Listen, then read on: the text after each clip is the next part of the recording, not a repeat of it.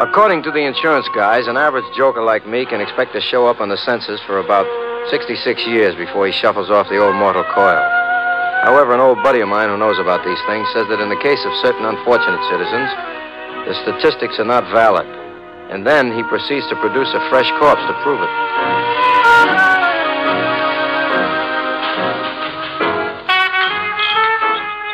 What'll it be, Mac? Let me have a beer, will you, Doc? Check. Rocky Fortunato. Huh? Don't you remember me? Wait a minute. PS-46, the baseball team. PS-46? Hey, that takes me back a long way. Sammy Mickinson from Bleakman Street. Holy mackerel. Green paint to Fortunato to Mickinson. Best double-play combo in green paint. Well, how are you, Sam? Never better. How's yourself? Able to sit up and take a little nourishment, kid? What's new? What you doing with yourself? Me? You never believe. I'm an actuary. A who? Actuary. I figure out statistical probabilities. Like if such and such happens, then probably such and such will happen. How about you? Right now I'm in the same kind of business, generally. I'm what you might call a horse actuary. Yeah? Yeah, only I ain't so good. This morning I bet on a horse to show. If I figured right, I would only bet on him to live. So you're between jobs again, huh? You know me, Sammy. I get restless. Still looking for the bluebird, huh? Yeah, how many times a month you used to run away when we were kids? 3 at least. Yeah. Well, it's good to see you, Sammy. Hey, you can't just run away. I got things to talk about. Come on, let me buy you a drink. Come on, I'm celebrating. No kidding. You sell a big policy? Sell a policy? No. Hey, Rock. Huh? I'm gonna get married. No kidding. Yeah. Girl works here in the building. Secretary. Well. So you see, you gotta have a drink with me. To celebrate, right? Why not? Bartender? Anesthetic.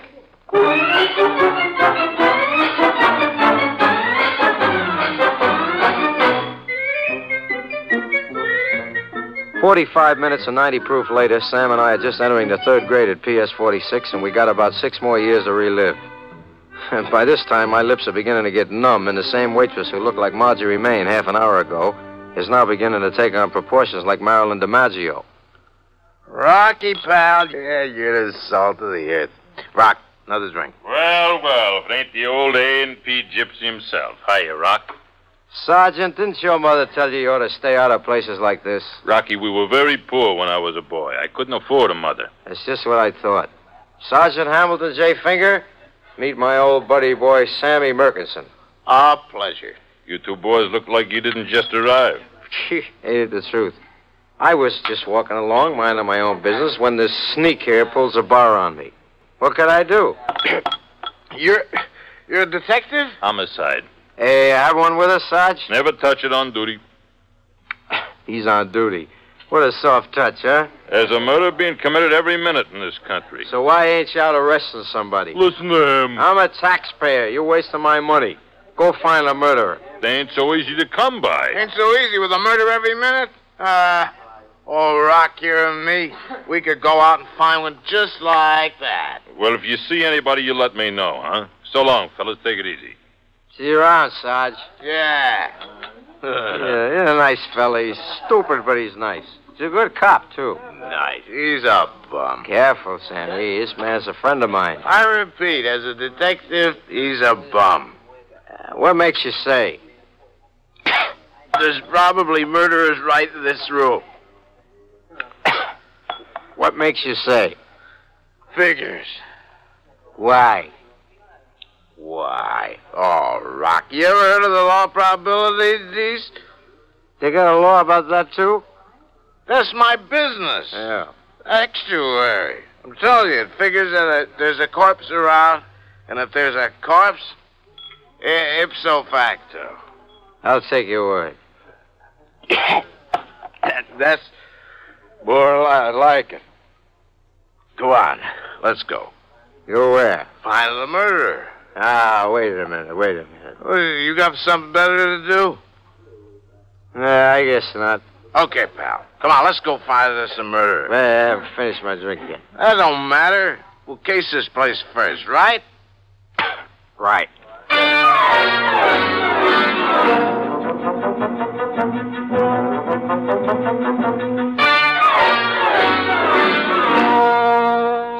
the back of my soggy brain, something told me this was all silly, but somehow I really didn't care.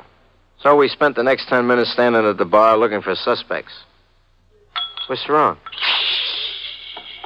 What? I see one. One what? A murderer. Yeah, where? Oh, Rock, over the end of the bar. Yeah. Don't you see the little mousy-looking guy with the bald hair? Him? Come on. Okay. No, wait. Now, how do we handle it? We gain his confidence? No, we startle him. Moi? We scare him. Sure. Okay. All right, Jack. Where'd you put the body? Are you gentlemen from the police? Quit stalling. Are you kidding? Yes, I see you are. Well, I intended to go over to you, really I did, but, well, I came down to have a few drinks to get up my courage. A likely story. Likely. Well, usually, gentlemen, I go right home to my wife, Helen. Tonight, after I killed a girl... Hey, Sam. Huh? This guy sounds for real. Yeah. I told you he was a likely suspect. Okay, Mr. Crispy is the name. Arthur H. Crispy. I work for the Paramount Insurance Company on the 55th floor. I like that. A competitor of ours. Oh, gentlemen, it's no joke, I assure you. I committed a murder less than an hour ago. Hey, we better go up and identify the body. Wait a minute. What's the name of the guy you murdered? Oh, it wasn't a guy. It was a girl. Ethel Harkins. She works in our office. How did you happen to kill her? Well, I had been seeing her, if you know what I mean. Uh-huh. And it was expensive. Ethel's the kind of a girl who liked to go nice places and wear nice things, and I'm in the accounting department. And I began taking money, not much at a time, but it adds up. Gee, don't I know it? I decided about a week ago I'd stop seeing her. I told her tonight, and she was furious. She wanted money. She said I'd been using her. She threatened to tell my employers, and it would have ruined me. I tried to stop her, but she began to raise her voice, and I began to choke her, and she fell on the floor. How do you like that? Ask him where he stashed the body. Yeah, where? Well, I left it in my office, in the closet. I came down here to get a drink to steady my nerves until I figured out what to do, and you gentlemen must work awfully fast. Sammy? Maybe we better go take a look. Yeah. Well, I don't think that I can face it, gentlemen. Here's the key to my office. Now, if you like... Hey, I tell you what. I'll stay here and see this buster don't get away, see? Yeah. You go up and find the body and call the cops. Right? Okay. Here's the key, 55, and my name is on the door. You're an executive? Well, sort of an executive. What sort? A vice president.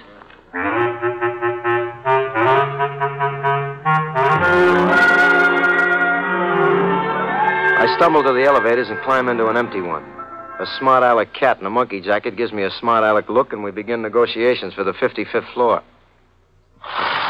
Going up, floor, please. 55. And don't spare the cables. Fasten your safety belts, and away we go. 55. Watch your step, please. Thanks. And when you come up again, would you bring up my heels? I think I left them about the 48th floor.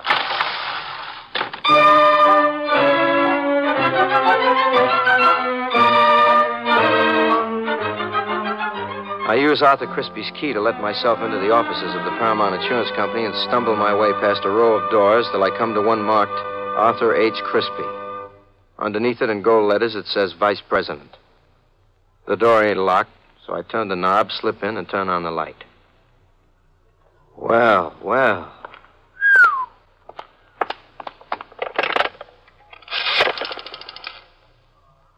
Hello, operator. Get me to the 21st precinct. Uh-huh. Yeah. Sergeant Hamilton J. Finger on duty? Yeah. Hello, Ham. Yeah, it's Rocky. Listen, Unc. Slip your metatarsal pads on and get over to the office of the Paramount Insurance Company in the Sun Building. Yeah, 55th floor. You know that corpse we were joking about? It's here. A blonde. No, I ain't having any DTs. Come on, will you? This is for the brass ring.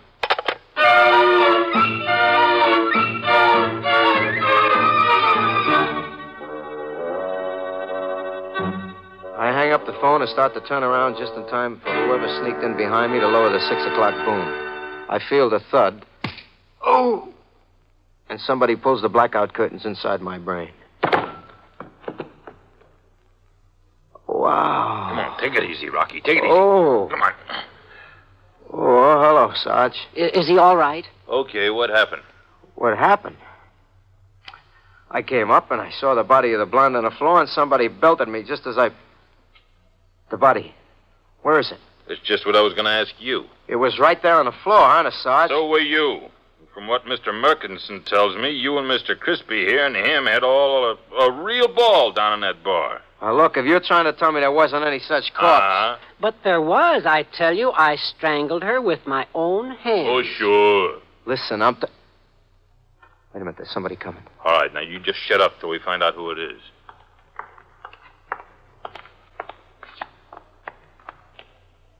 So there you are. Hello, dear. Don't hello dear me. You realize I've been waiting at the restaurant for 2 hours? And don't try to tell me it was a business conference. I can smell the alcohol from here. It wasn't a business conference, dear. This gentleman is from Homicide. Sergeant, this is my wife, Mrs. Crispy. Homicide?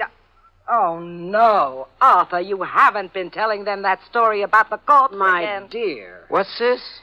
Every time he gets a few drinks in him, he starts confessing to a murder. Last week, he announced to my sewing club that he had just strangled his boss and 7 vice presidents.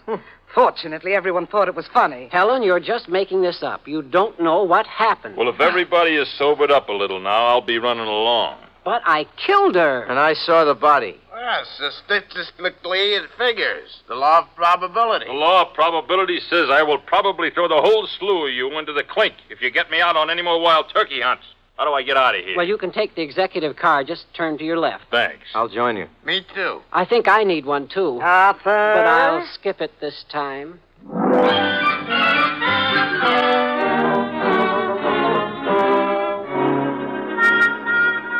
On the way down to the executive car, I tried to convince Finger that what I saw was not a hallucination. But by the time we reached the ground floor, he's practically got me believing it was. Sammy and I go back into the bar to think things over. I don't get it, Sam. I just don't get it. I saw that blonde with marks on her throat. What figures? Somebody conked me and took the body someplace else. But the question is, who? Well, it couldn't have been Crispy. He was with me till we got worried about you and went up. Somebody must have been hiding behind the door when I walked into Crispy's office. Wasn't you, was it, Rock? What? I mean, you didn't move the body yourself, did you?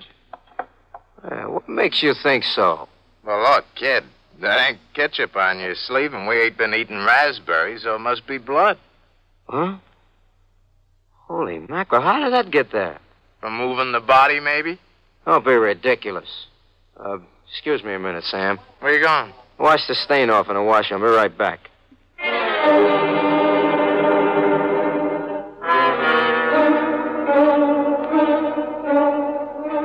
So Sammy and I resume where we left off. We're there maybe, 5 minutes, still trying to figure an answer. Something screwy about all this, Sam. I saw that corpse as plain as day. It figures, Rock. It figures. Now, somebody must have... Gentlemen, What? Buster, what are you doing here? I sneaked away from my wife. So? Mr. Fortune, Mr. Merkinson, you've got to believe me. I did choke that girl. She was in my office. I'll never rest until somebody believes me. I believe you, Crispy, but nobody believes us. If there was a corpse there, where is it? That's a good question. If there was a corpse. But I tell you that... Hey, Rock. Tell me, you been eating shrimp cocktail? What? What's that got to do with anything? Nothing. Only if that ain't cocktail sauce on your sleeve, what is it?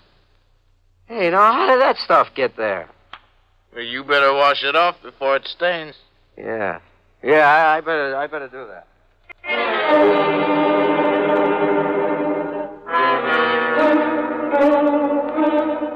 I head for the washroom when suddenly lightning strikes and I make my way to the executive elevator instead. I get in the car and shut the door, only I don't press the button. Not just yet. I check my sleeve. Where there was only one red spot, there are now 2. A second later, there are 3. It could be that the drinks are too strong, but it ain't. So I chin myself up, open the escape hatch that they have on the roof of every elevator. Sure enough, there on top of the car is the dead body of Ethel Harkins. The same body I found in Crispy's office. I'm just about getting ready to run for the cops when somebody upstairs presses the button. The door closes and we start to rise.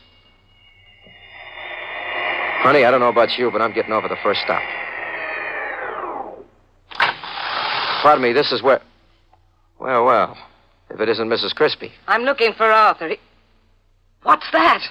My companion? It appears to be a corpse. Come on in. With that? Why not? You've seen her before. What do you mean? I mean, you're the one who found her in Arthur's office and moved her out to the elevator. Oh, you're insane. Why would I do a thing like that? You tell me. What makes you even think? Okay, let's have it. Well, I suppose I may as well tell you. I began to wonder why Arthur wasn't showing up for the theater, so I came up to his office. I used the executive car. I always do. And when I let myself into the office, I saw the body of this woman. You know her? Well, I knew that she and Arthur had seen each other a few times, but I knew it was all over. So?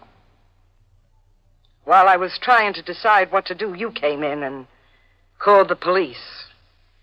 I hit you over the head, carried the body to the elevator, and pushed it up through the escape hatch.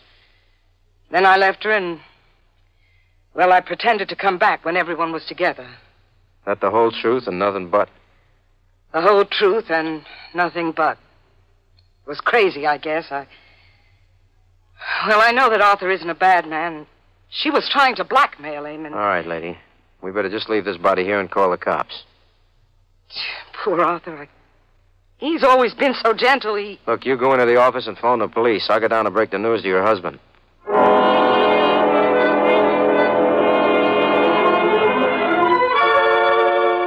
I get downstairs and elbow my way into the bar where Sammy and Crispy are waiting. Oh, it's about time you got back. Did you get the stains out? I didn't get the stains out, but I found out where I got them. Yeah, where? They came from the body of Ethel Harkins. What? I found it on top of the roof of the executive car where Helen Crispy put it. Wow. Are you serious? That's right, Arthur. But why in the world should Helen have... She didn't want a murder rap pinned on you. I guess she loves you. Go figure out a dame.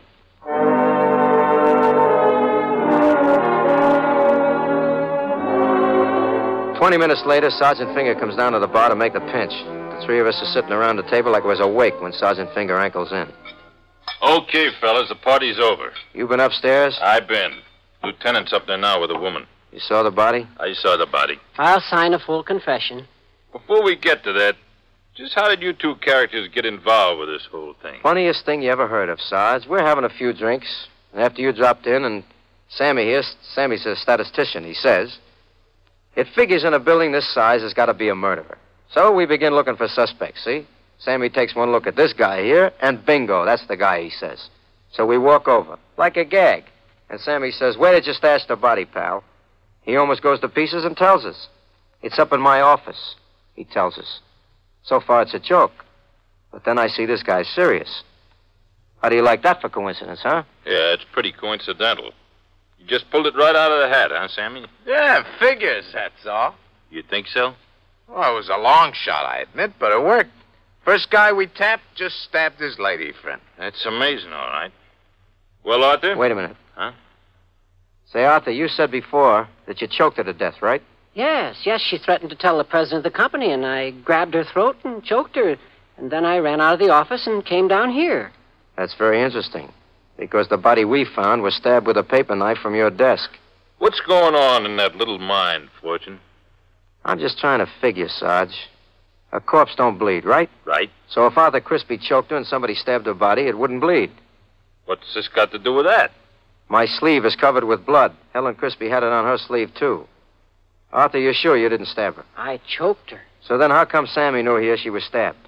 Well, I just figured that's all. Coincidence, huh? Yeah, sure. Yo, Rocco, boy, just like when we picked this guy out of the mob.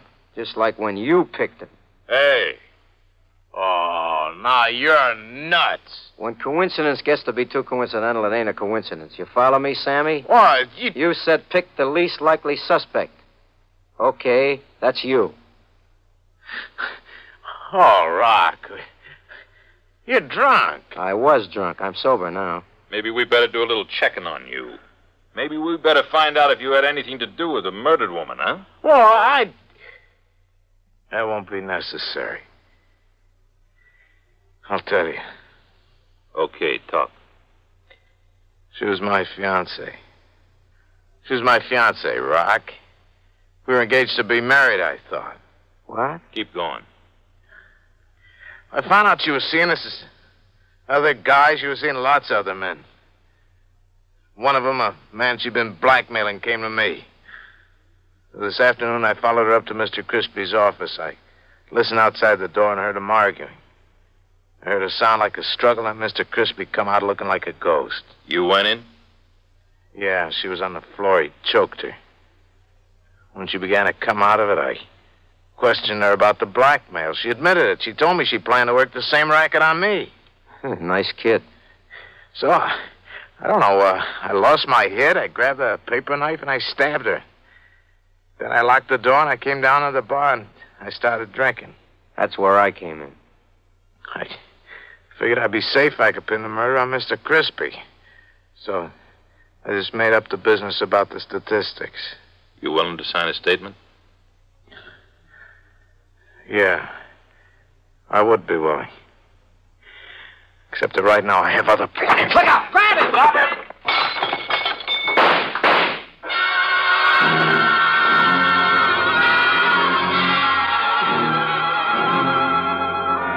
Is he dead? He's dead. Must have been crazy to think he'd get away like that. You know, I think he knew he was going to get a bullet, Sarge. What makes you think so? I don't know. Figures, I guess.